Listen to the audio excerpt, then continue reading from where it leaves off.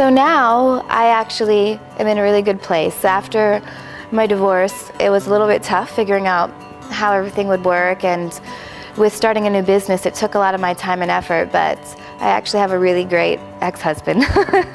And I can say that because we're still friends and we were really amicable in our split. So we have shared custody, and that's allowed me to do a few things. One, I can have a business that allows me to go all over the world. So I am really lucky in that I get to work in different parts of Asia.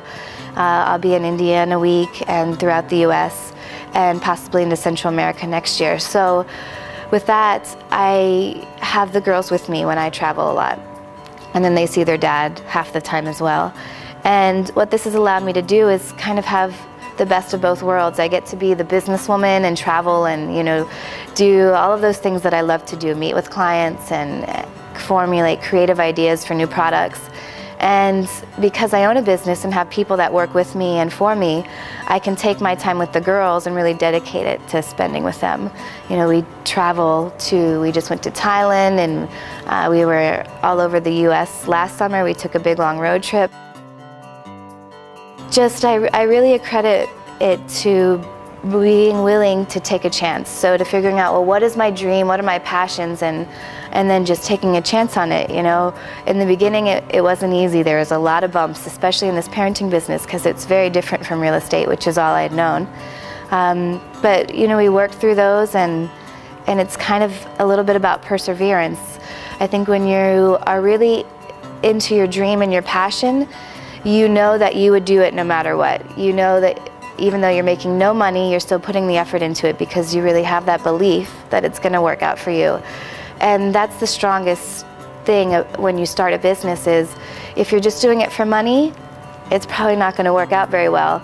If you're doing it because other people think it's a good idea, again, not the best solution. But when you are in love with what you're doing and the idea behind what you're doing, and I think also when it really fits into the bigger picture of what the world is looking for, that's kind of the recipe for a really great business. Because I think if you love it and you are giving back to the world in your own unique way, you're using your personal skill set, I think that's what really resonates and makes the business successful.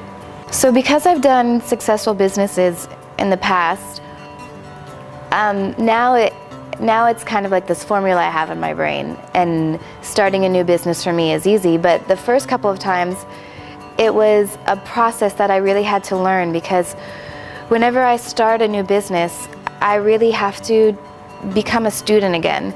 So I think sometimes the people make the mistake that they just go and they have this enthusiasm and the passion, which is totally important. I think that's number one.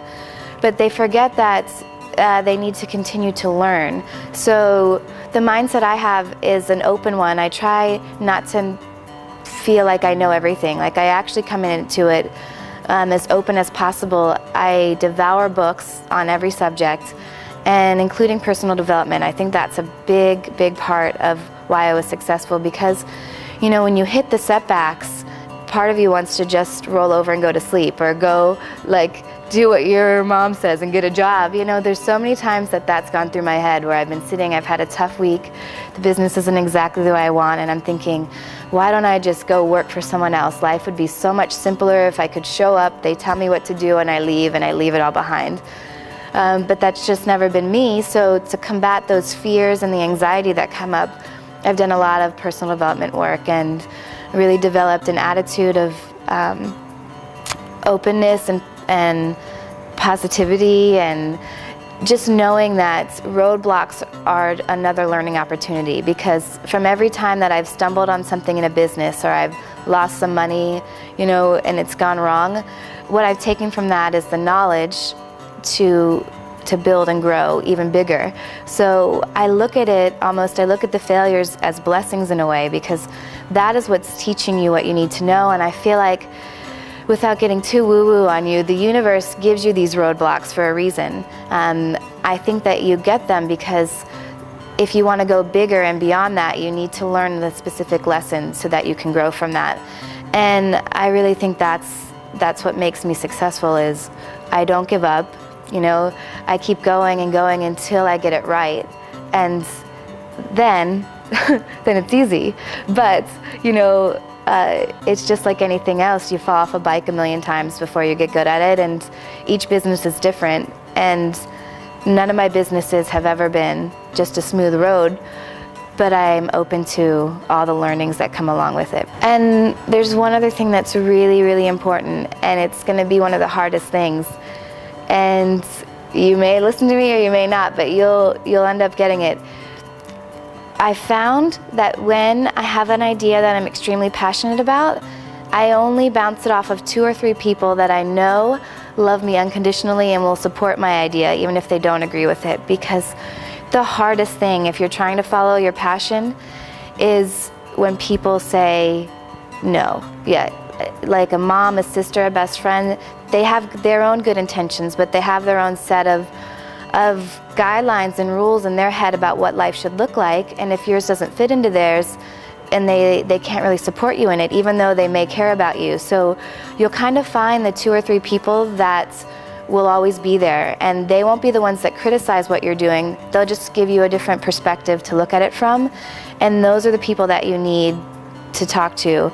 And it's hard because sometimes that doesn't end up being your spouse or your parents. Sometimes it's a colleague. Like for me, that person was one of my old soccer coaches, and he was the one person I knew I could say, I have this brilliant idea, and he would support me in it and say, I don't understand it, or I do. Either way, it didn't matter. But he knew that the type of person I was, that I could follow through and really make it work, and he supported that part of it. So to kind of sum up what I'm saying, just be careful who you share your dreams with, you know, because it's really hard when people you love don't support you in them. So again, my name's Melissa Greczy, and thank you so much for watching, and I hope that you too are able to live the life of your dreams. Okay guys, so what do you think?